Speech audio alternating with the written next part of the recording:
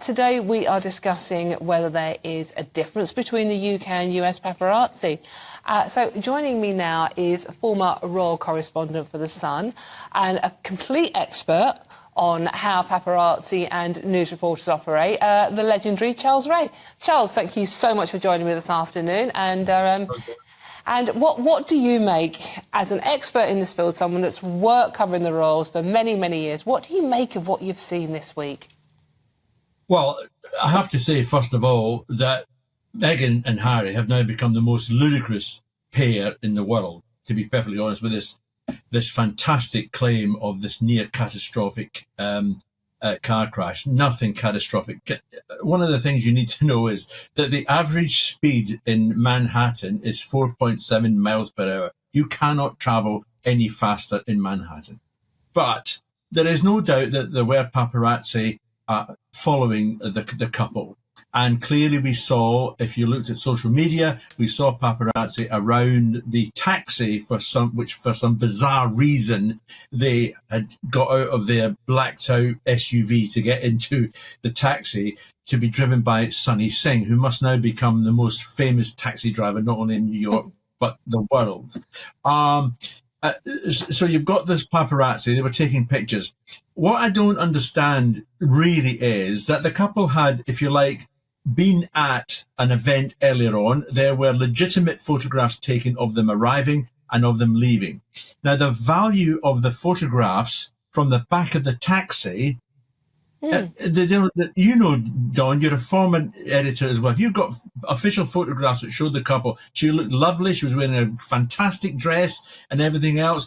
For them sitting in the back of a taxi, you're not going to be paying much money for those. We wouldn't print them in this country, because we have now got different rules in this country. We do not have paparazzi chases anymore. I'm not saying the paparazzi don't operate. They do operate. But we, the British press, do not print those photographs. Why do you think they have issued... I mean, this is obviously your opinion. We don't know exactly what happened. And recollections always vary these days, don't they? Why do you think they issued the statement using the language they did? What was the point of doing it in that way? Well, I think the point of doing it is because it suits Harry's mantra about, oh, woe is me, poor me, I'm always getting hassled by these nasty photographers and nasty news reporters and everything else. I think that is why they issued that statement. It's a very bizarrely worded statement. Now, they did not use the phrase high speed, but the implication was, by the very nature of a near catastrophic car chase, that it was of some speed.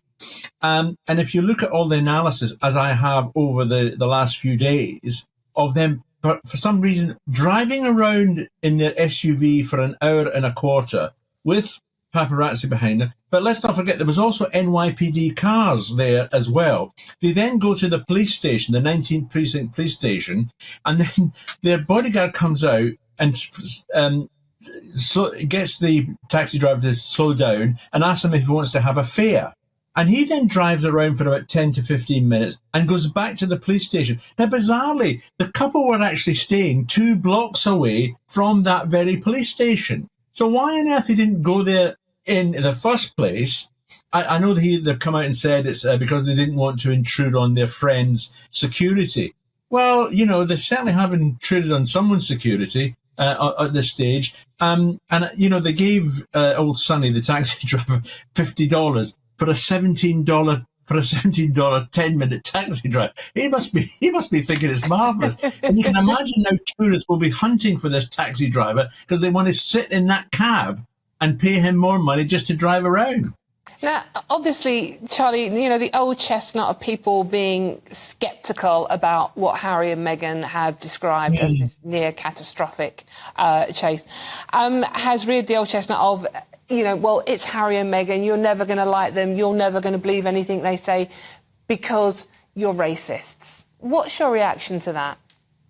Well, I think that's a stupid thing for anyone to accuse, you know, people of saying that they're racist. I've said to you before, Dawn, we welcomed this woman into Britain. We welcomed this woman into the royal family. They could not have bent over more backwards to make her so welcome. And I can tell you as a veteran of watching these things going, she was more welcomed into the royal family than people like Princess Diana or the Duchess of York were welcomed. You know, Kate had a reasonably good time to get into the royal family, but Meghan was, you know, the champion of it all. And I have to say, it's one of the things I strongly object to is Harry saying things like this near catastrophic ride was the closest I have ever felt to understanding what happened in 1997 when his mother Diana, Princess of Wales, died.